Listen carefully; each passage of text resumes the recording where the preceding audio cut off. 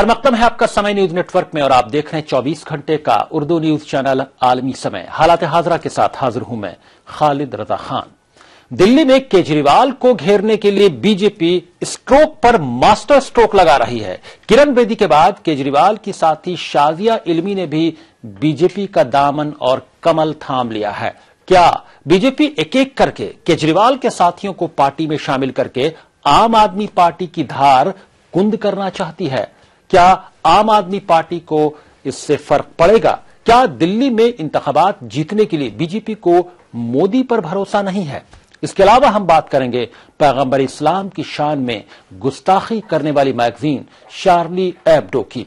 आलम इस्लाम के अलावा सेकुलर ममालिक यहां तक कि रोमन कैथोलिक्स के रूहानी पेशवा पोप फ्रांसिस ने पैगंबर इस्लाम की शान में तौहीनामेज कार्टून की दोबारा इशाअत की पुरजोर अल्फाज में मजम्मत की है। उन्होंने कहा कि आजादी इजहार का यह कतई मतलब नहीं कि आप किसी के मजहबी जज्बात को ठेस पहुंचाएं।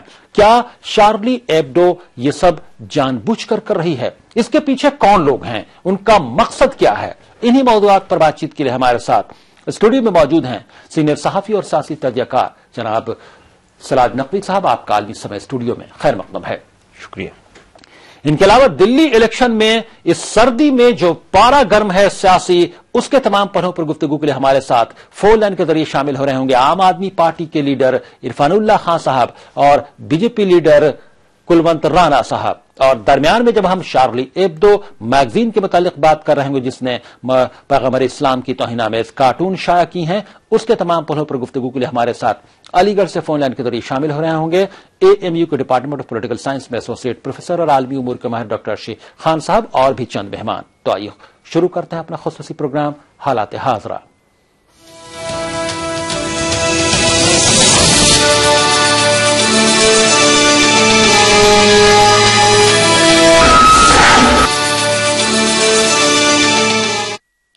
किरण बेदी के बाद अरविंद केजरीवाल की एक और साथी शाजिया इल्मी भी बीजेपी में शामिल हो गई हैं। दिल्ली बीजेपी के सदर सतीश उपाध्याय ने उन्हें पार्टी की रुकनीत दी। इस मौके पर शाजिया इल्मी ने वज़ीर-ए-आज़म नरेंद्र मोदी के कसीदे पढ़े और अरविंद केजरीवाल पर खूब ज़बानी हमले किए। उन्होंने कहा कि केजरीवाल से उनका भरोसा उठ गया है और वो उनके दोहरे किरदार का पर्दाफाश करेंगी। शाजिया इल्मी के मुताबिक वो इंतखाब लड़ने नहीं बल्कि मुल्क की खिदमत करने आई हैं। सतीश उपाध्याय ने दावा किया है कि शाजिया इल्मी के आने से दिल्ली में बीजेपी को मजबूती मिलेगी। शाजिया इल्मी के बीजेपी में शामिल होने के कयास काफी वक्त से लगाए जा रहे थे। पार्टी में शमूलियत से कबल उन्होंने बीजेपी के सदर अमित शाह से भी मुलाकात की थी।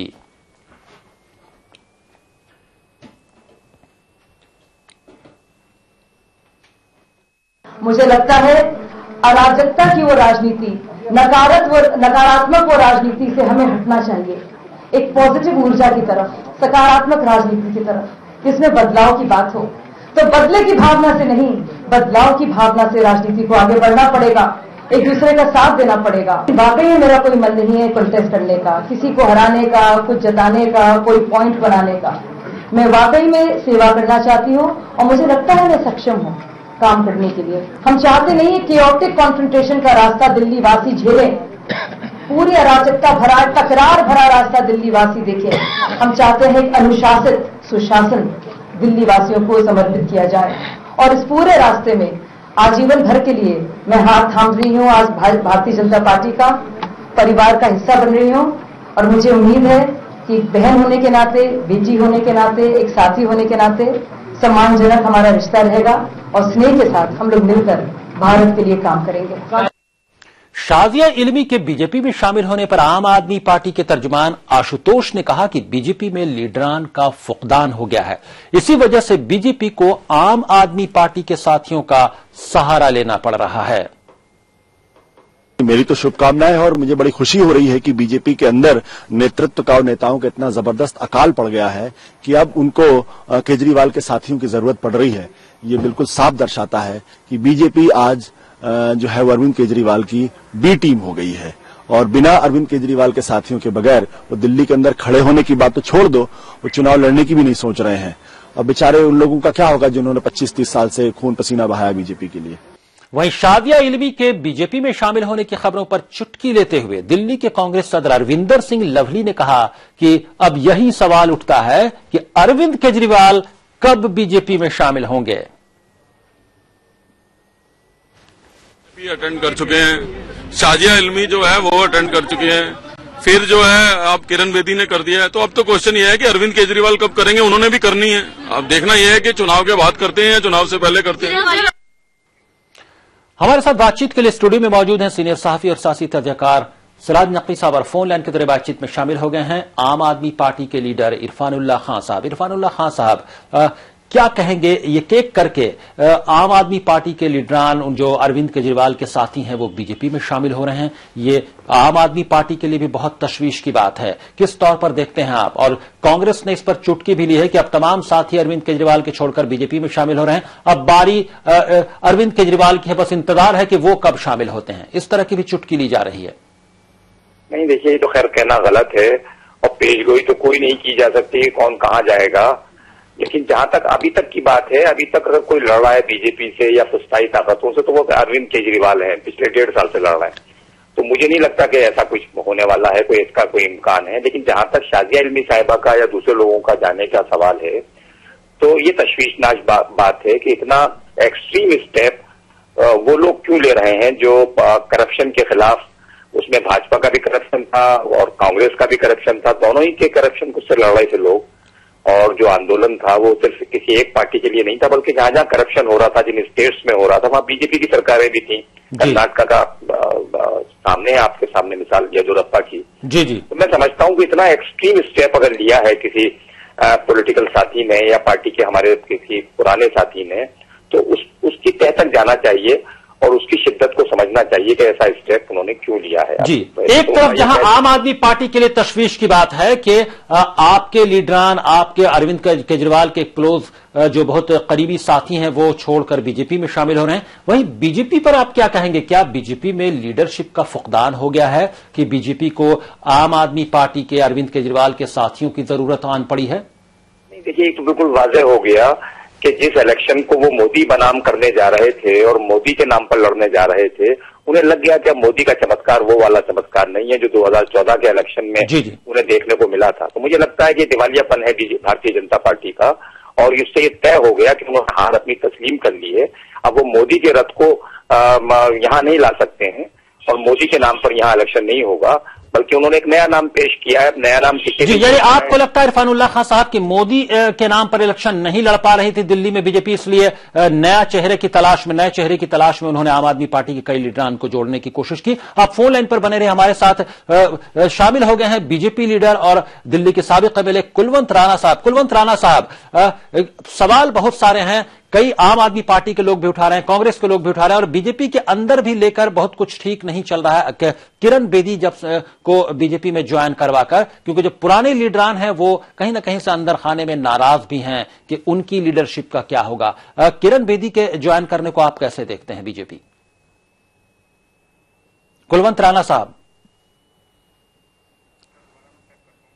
जी, कुलवंत राणा साहब से राब्ता जैसा ही होता है हम उनसे जानने की कोशिश करेंगे, इसी सवाल का जवाब जानने की कोशिश करेंगे कि बीजेपी में भी सब कुछ ठीक नहीं चल रहा है। बहुत सारे पुराने लीडरान हैं जो किरण बेदी के बीजेपी में ज्वाइन करने से और उनके हाथ में कमान सौंपने से बीजेपी के इस बयान के बाद कि उनकी लीडरशिप में असेंबली इलेक्शन लड़ा जाएगा, उन्हें कैंपेन कमेटी का इंचार्ज भी बनाया जा सकता है और तमाम तरह की बातें, उससे बहुत सारे सीनियर लीडरान बीजेपी के नाराज भी हैं। यहां तक कि सतीश उपाध्याय ने भी अपनी कहीं न कहीं किसी न किसी पर नाराजगी जाहिर कर दी है। सिराज नकवी साहब, आप कैसे देखते हैं इस मामले को? जो सवाल ये है, देखिए एक बात तो तय है कि बीजेपी इस इलेक्शन के ताल्लुक से बहुत उसमें मायूसी है और अगर ऐसा ना होता तो यहां दिल्ली में बीजेपी के बड़े कई सीनियर लीडर हैं, हर्षवर्धन है, उनमें दूसरे लोग हैं कई, और उनमें से कई लोग पहले भी वजारत आला के ओहदे के भी उम्मीदवार रहे हैं बीजेपी की तरफ से। उनके बारे में ये कहा जाता ईमानदार हैं, साफ सुथरी इमेज भी है उनकी। लेकिन हर्षवर्धन जैसे और दूसरे कई लीडरों को नजरअंदाज करके अगर बीजेपी ने आगे बढ़ाया है बेदी को, तो इसमें यकीनी तौर पर कहीं ना कहीं उनको उलझन और या परेशानी है। कहीं ना कहीं वो एक केजरीवाल के मुकाबले को बहुत सख्त मुकाबला मान रहे हैं और ये मान रहे हैं कि इस मुकाबले को जीतना उनके लिए आसान नहीं है और ये जो कुछ उनके पास लीडरशिप थी दिल्ली की, वो बड़ी कमजोर लीडरशिप। इसी बात को हम जान लेते हैं। बीजेपी लीडर और दिल्ली में फॉर्मर एमएलए रहे कुलवंत राणा साहब से, वो हमारे साथ बातचीत में शामिल हो गए। कुलवंत राणा साहब, क्या मोदी साहब का जलवा दिल्ली में कम नजर आ रहा था? क्या अरविंद केजरीवाल के सामने वो कमजोर पड़ रहे थे असेंबली इलेक्शन में, जिसकी वजह से एक चेहरे की तलाश में अरविंद केजरीवाल के ही साथी किरण बेदी को बीजेपी में लाने की जरूरत पड़ गई? ऐसा है, नमस्कार। मोदी जी इस बेचारे के आगे कमजोर नहीं पड़ सकते, ये खुद मार खा गया है वाराणसी में जी। एक नंबर 2, इसका कोई तजुर्बा, कोई कंट्रीब्यूशन समाज को नहीं है आज तक। झंडे दुनिया ले जाती है जी। इसका खुद का त्याग और समर्पण क्या है देश के लिए, जनता के लिए। मोदी जी का समर्पण है 15 साल बढ़िया गवर्नेंस गुजरात को दी है, 6 महीने में। कुलवंत राणा साहब, इससे किसी को इनकार नहीं कि मोदी साहब का देश को या पॉलिटिक्स को क्या कंट्रीब्यूशन रहा, सब लोग मानते हैं। लेकिन दिल्ली में क्या जरूरत पड़ गई कि पहले बीजेपी मोदी साहब का चेहरा सामने नजर आ रहा था तमाम पोस्टर्स पर, अब और केजरीवाल के को काउंटर करने के लिए अब कुछ दूसरे चेहरों की तलाश शुरू हो गई। उसके बाद किरण बेदी को ज्वाइन करवाया गया। उनके जीवन में त्याग है, तपस्या है, पूरा जीवन लगा दिया, देश के लिए खपा दिया। इस आदमी ने तनख्वाह कमाई है, धंधा किया है और जिंदगी में 10 करोड़ में निकाला तो नौकरी के अंदर हजारों करोड़ रुपए कमा गया। आप मोदी जी के साथ इसकी तुलना ना करिए प्लीज जी। तो क्या मोदी जी का चेहरा बहुत बड़ा चेहरा है और जो भी देश में राज्यों में सरकार आ रही है मोदी जी के चेहरे से आ रही है जी। कुलवंत राणा साहब, चलिए, दिल्ली में असेंबली इलेक्शन में क्या बीजेपी के सामने कोई चेहरा नहीं था कि अरविंद केजरीवाल को काउंटर कर सके, इसलिए किरण बेदी को उनके अरविंद केजरीवाल के साथी को ही लाया गया बीजेपी में? जनता पार्टी अन्य प्रदेशों में भी बहुत सारे नेताओं को पार्टी के अंदर लेके आई है और जो ये पार्टी बड़ी है, देशभक्तों की पार्टी, जो भी इस पार्टी में आएगा उसका स्वागत है जी। लेकिन पार्टी के अंदर बहुत कुछ ठीक नहीं चल रहा है कुलवंत राणा साहब। किरण बेदी के ज्वाइन करने से और उनके हाथ में कमान देने से, यानी ये कहने के बाद कि उन्हीं की लीडरशिप में असेंबली इलेक्शन लड़ा जाएगा, बहुत सारे सीनियर लीडरान बीजेपी के नाराज भी हैं। कोई नाराज हो कुछ हो, ये जो कोई नाराज नहीं, पहली बात तो कोई नाराज नहीं है और जो होगा वो अपना बिगाड़ेगा जी। सतीश उपाध्याय साहब कैमरे के सामने बोल चुके हैं कि जी, ये राष्ट्र सेवा, देश सेवा काम है, कोई व्यक्तिगत सेवा काम नहीं है। यहाँ व्यक्ति निर्माण की बात नहीं है, देश निर्माण की बात है जी। और जो आएगा करेगा सो यश पाएगा, सो दुआएं पाएगा। जो करेगा सो चलेगा, जो नहीं करेगा वो मरेगा जी जी। कुलवंत राणा साहब, आप फोन लाइन पर बने रहे हमारे साथ। आम आदमी पार्टी के लीडर इरफानुल्लाह खान साहब भी लाइन पर। इरफानुल्लाह खान साहब, आपने कुलवंत राणा साहब की बात सुनी, आप कितना इत्तेफाक करते हैं कि बीजेपी नरेंद्र मोदी साहब का मुकाबला अरविंद केजरीवाल से न किया जाए? आखिर दिल्ली में क्या जरूरत थी किरण बेदी को ज्वाइन करवाने की? किरण बेदी है, क्या उनके पास चेहरा नहीं था और चेहरा नहीं होने की वजह से, किरण बेदी के ज्वाइन करने की वजह से बीजेपी के अंदर खलफशार मचा हुआ सीनियर लीडरान के अंदर? देखिए, अरविंद केजरीवाल आज की तारीख में क्रूसेडर हैं जिन्होंने बुराई के खिलाफ जंग लड़ी है, तो वाकई उनका मुकाबला मोदी जी से नहीं किया जा सकता। मोदी जी और चीजों में महारत रखते हैं, अरविंद केजरीवाल इस मुल्क को बनाने की महारत रखते हैं कि मुल्क कैसे बने, मुल्क कैसे कायम रहे, कैसे इसकी एकता बनी रहे, कैसे आपसी भाईचारा बना रहे और डेवलपमेंट भी हो साथ साथ। तो लिहाजा उनका मुकाबला वाकई नहीं किया जा सकता। हम लोग मुकाबला उनका नहीं कर सकते हैं, मोदी जी का, मोदी जी की टीम का हम मुकाबला नहीं कर सकते हैं। लेकिन जहां तक बात किरण बेदी साहिबा की है, तो मैं ये कहना चाहता हूं कि जिस तरह से किरण बेदी साहिबा को लाया गया है और ऐन इलेक्शन के वक्त लाया गया है, जब इलेक्शन में 3 हफ्ते भी बाकी नहीं रह गए हैं, तो मुझे लगता है ये दिवालियापन शो कर रहा है कि भारतीय जनता पार्टी अपनी हार तस्लीम कर चुकी है। अब वो हार का ठीकरा मोदी जी के सर पर नहीं फोड़ना चाहते थे, वो एक नया चेहरा ले आए हैं। नए चेहरे पर कोई असर होता नहीं, होगा नहीं। अगर कोई हारेगा, कौन जीतेगा, वो अपने आगे बढ़ जाएंगे, दूसरे काम में लग जाएंगे। तो पार्टी ने अपने आप को बचाया है, यहाँ पर मुझे लगता है उस फजीयत से बचाया है। लेकिन इरफानुल्लाह खान साहब, एक सवाल यहाँ पर और होता, आम आदमी पार्टी के अंदर भी किरण बेदी के बीजेपी ज्वाइन करने से कुछ थोड़ी सी खलबली जरूर है, परेशानी जरूर बढ़ी है, क्योंकि कहीं ना कहीं से किरण बेदी की भी छवि दिल्ली में दिल्ली वालों के सामने एक साफ पुलिस ऑफिसर की शुरू से रही है। तो क्या ये अरविंद केजरीवाल के लिए एक चैलेंज साबित ये मामला होगा? किरण बेदी होंगी? उसको जिस अंदाज में हमारी पार्टी के लोगों ने लिया है, क्योंकि वो पार्टी में तो हमारी कभी नहीं थी, एक आंदोलन का साथी है और आंदोलन में साथ काम किया है, एक तहरीक का साथी है। जब वो ऐसी जगह जाता है जिसके खिलाफ तहरीक शुरू हुई थी, जिसके भ्रष्टाचार के खिलाफ तहरीक शुरू हुई थी, जिस सिस्टम के खिलाफ तहरीक शुरू हुई थी, उस सिस्टम का पार्ट है भारतीय जनता पार्टी इस मुल्क के अंदर, जिसने इस पूरी बदनवानियों को जन्म दिया है। जहां हम और पार्टियों पर इल्जाम लगाया है या और पार्टियों की निशानदेही की है, उसमें भाजपा भी पूरी जिम्मेदार है उसकी। उस पार्टी के साथ जाना, उस सिस्टम के साथ चले जाना, उस ऐसे लोगों के साथ चले जाना, उस पर ताज्जुब हुआ है पार्टी को। उसका इजहार किया है उन साथियों ने जो आंदोलन के साथी थे। पार्टी को कोई नुकसान नहीं होने वाला। आप लोगों के लिए एक शॉकिंग बात भी है, कई लीडरान का स्टेटमेंट आ चुका है आम आदमी पार्टी के कि उनके लिए बहुत शॉकिंग बात भी है कि किरण बेदी बीजेपी में। कुलवंत राणा साहब, आप क्या कहेंगे, क्या ठीक इलेक्शन के पहले, इलेक्शन के वक्त डेट अनाउंस होने के बाद किरण बेदी को ज्वाइन करवा जा रहे हैं किसी भी लीडर को, ये किस बात को शो करता है और उनको हाथ में कमान दी जाती है? तो मोदी जी की निंदा करनी है, वो इनके उसमें फितरत में लिखा हुआ है। एक नंबर 2, कोई भी जो चुनाव होते हैं ना प्रदेशों में हुए, प्रदेश में चुनाव हुए तो बहुत सारे लोग अधिसूचना जारी होने के बाद ही आए हैं, चुनाव शुरू होने के बाद ही आए हैं, क्योंकि नया अजूबा तो है नहीं।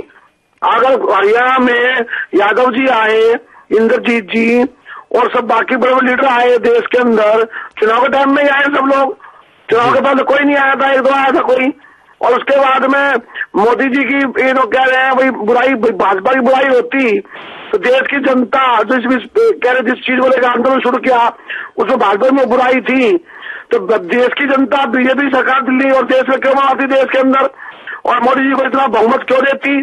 तो ये छोटी बातें हैं, उनको बड़ा मन करना चाहिए खान साहब को, और खान साहब को जरा बड़ा मन करके बड़ी बात करनी चाहिए। और कोई बीजेपी में कोई चुनाव के बाद आए, चुनाव के टाइम में आए, चुनाव से पहले आए, सब स्वागत है, बड़ा परिवार है, और जो राष्ट्र निर्माण के लिए काम करना चाहता है उस सबके आपके लिए तो अच्छी बात है, क्योंकि किरण बेदी की इमेज भी अच्छी है कि ईमानदार पुलिस ऑफिसर की इमेज भी रही है उनकी।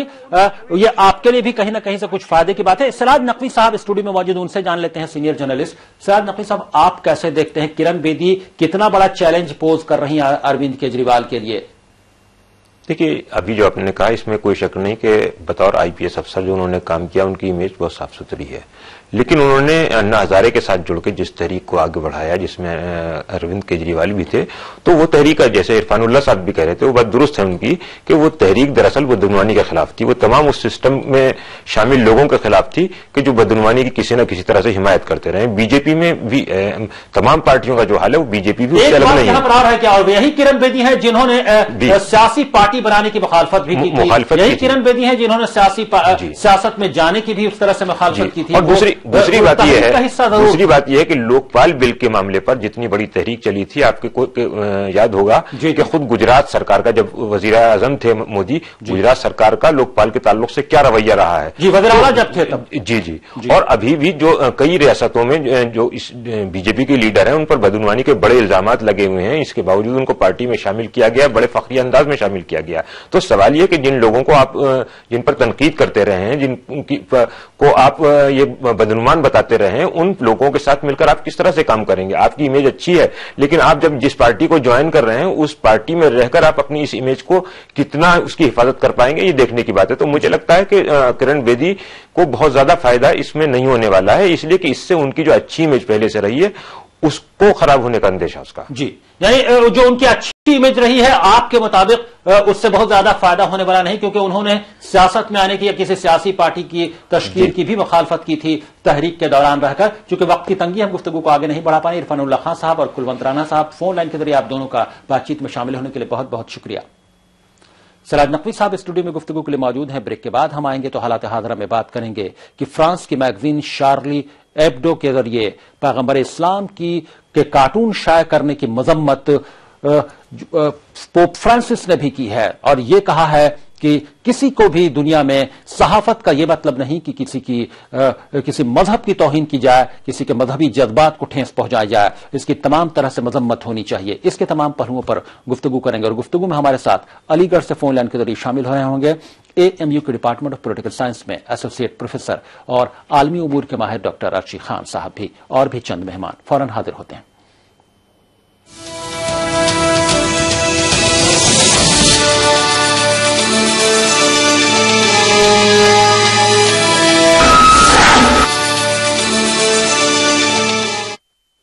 केश किंग आयुर्वेदिक तेल जो बना है 16 खास आयुर्वेदिक तत्वों से। रखे मेरे बालों का ख्याल और बाल रहे लंबे, काले और घने। Kesh King, the king of hair oil. दुनिया बन गई है ग्लोबल शहर, तो जानिए हर मुल्क की अहम खबर। हलचल पड़ोसी मुल्क की या 7 समंदर पार की, हालात मुस्लिम ममालिक के या करवट आलमी बाजार की। देखिए आईने आलम रोजाना रात 9 बजे सिर्फ आलमी समय पर। समय परिवर्तन है, समय संजीवनी है,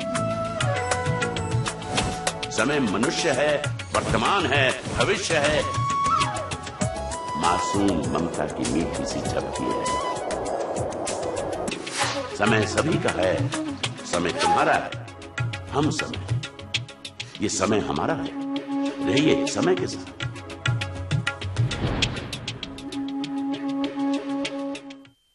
हिंदुस्तान की शान उर्दू का तर्ज बयान, समाज का आईना, हालात का तर्जुमान, आपके मसाइल आपकी जबान, खबरों की समझ इंसाफ का कारवां, आलमी समय सच की पहचान। हिंदुस्तान की शान उर्दू का तर्ज बयान, समाज का आईना, हालात का तर्जुमान, आपके मसाइल आपकी जबान, खबरों की समझ इंसाफ का कारवां, आलमी समय सच की पहचान। बदलते हुए आलमी मंजरनामे और मुस्लिम दुनिया का मुकम्मल जायजा, मुल्क के सियासी उथल पुथल का गैर जानिबदाराना तज्जिया, रियासतों की सियासी व समाजी सरगर्मियों पर बहस, अदब का निगार खाना, मजहब और माहौलियात पर मालूमाती मज़ामीन, हर हफ्ते नए मौज़ूआत और नए रंग के साथ मुस्बत और तामीरी सहाफत का अलंबरदार उर्दू हफ्तरोजा आलमी सहारा, यानी समाज और सियासत का जामे जहानुमा। इंटरनेट पर भी कर सकते हैं इसका नजारा। लॉग ऑन करें www.alamisahara.com। समय परिवर्तन है, समय संजीवनी है, समय मनुष्य है, वर्तमान है, भविष्य है, मासूम ममता की मीठी सी झपकी है। समय सभी का है, समय तुम्हारा है, हम समय, ये समय हमारा है, रहिए समय के साथ।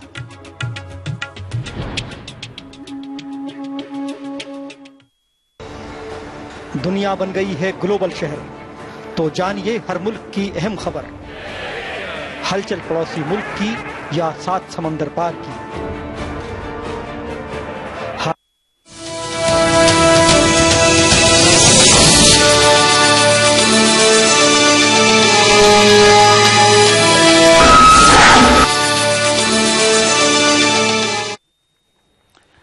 ब्रेक के बाद आलमी समय में आपका फिर खैर मकदम है। आप देख रहे हैं हमारा खुसूसी प्रोग्राम हालात हाजरा। स्टूडियो में गुफ्तगू के लिए मौजूद हैं सीनियर सहाफी और सियासी तजज़ियाकार सलाद नकवी साहब, और अलीगढ़ से फोन लाइन के जरिए गुफ्तगू में शामिल हो गए हैं AMU के डिपार्टमेंट ऑफ पॉलिटिकल साइंस में एसोसिएट प्रोफेसर और आलमी उमूर यानी इंटरनेशनल अफेयर्स के माहिर डॉक्टर अर्शी खान साहब। आपका खैर मकदम है। इनके अलावा लखनऊ से हमारे साथ फोन लाइन के जरिए गुफ्तगू में शामिल हो रहे हैं आलिम दीन खालिद रशीद फिरंगी महली साहब भी। रोमन कैथोलिक्स के रूहानी पेशवा पोप फ्रांसिस ने पैगंबर इस्लाम की शान में गुस्ताखी और तौहीनामेज कार्टून की दोबारा इशाअत की पुरजोर अल्फाज में मजम्मत की है। उन्होंने कहा कि आजादी इजहार का ये कतई मतलब नहीं है कि आप किसी के मजहबी जज्बात को ठेस पहुंचाएं और उनकी दिल आजारी करें।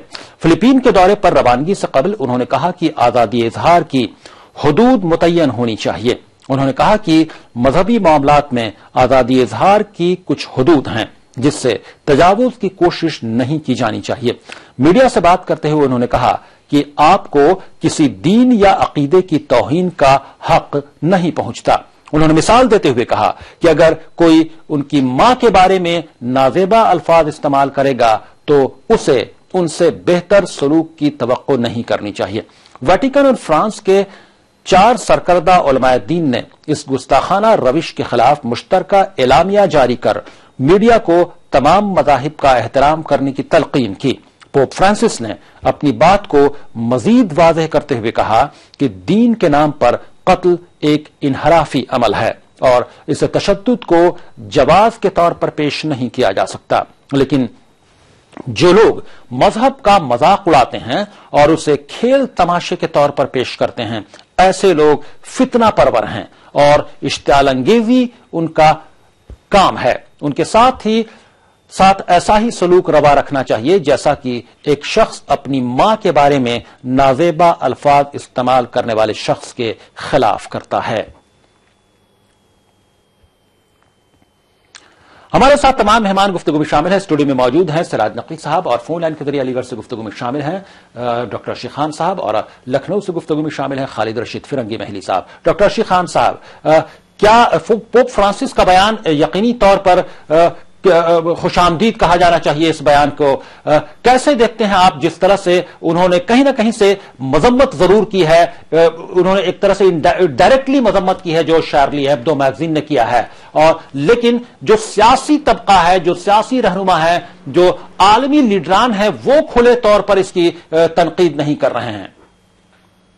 देखिए, पोप फ्रांसिस ने जो कहा है वो बिल्कुल सही है, लेकिन चार्ली जो हेब्दो है, जो इसमें जो कार्टूनिस्ट थे, इनकी मजम्मत सिर्फ मुसलमान ही नहीं कर रहे थे जिस तरह से वो हरकत कर रहे थे, बल्कि जो क्रिश्चियन है वहां पे, जो जूज हैं, ये जितने भी जो रिलीजियस तबके हैं, उन्होंने मतलब वो नाराज थे चार्ली हेब्दो से कि बहुत ज्यादा ये फ्री थे और बहुत ज्यादा जिस तरह से चाहते थे छापते थे। तो वो तो एक अलग बात है, इसलिए कि पोप भी उसमें आते हैं, पोप भी एक रिलीजन को रिप्रेजेंट करते हैं, तो नेचुरली पोप का इस पे जो है वो बिल्कुल तो जो सही है उनका जो कमेंट है। दूसरी तरफ आप देखेंगे कि खुद जो प्रीमियर हैं फ्रांस के और उसके जो प्रेसिडेंट हैं, उन्होंने भी मतलब तशद्दुद की कार्रवाई को जो है मतलब ये कंडेम किया है कि मुसलमानों के खिलाफ या इस्लाम के खिलाफ या इस्लाम को टेररिज्म से जोड़ देना बिल्कुल नाजायज है और ऐसा नहीं है।